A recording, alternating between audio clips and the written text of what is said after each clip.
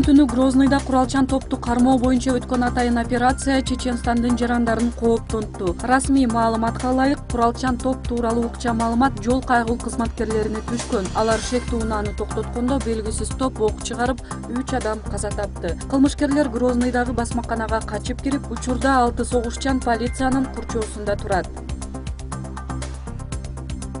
АКШ президенти Барак Обама Путиндин улутчулдукка, эскичилдикке таянган саясаты Россиянын экономикасына терс таасирин тийгизип жатат деп сындады. Ал Орусия оор экономикалык жагдайга кептелгенде гана Путин өзүнүн багытын өзгөртөөрүн кошумчалады. Медведев президент маалында башкаруу рычагдары башка адамда болсо да, Дмитрий Анатольевич менен алакабыз жакшы болгон, деди Обама.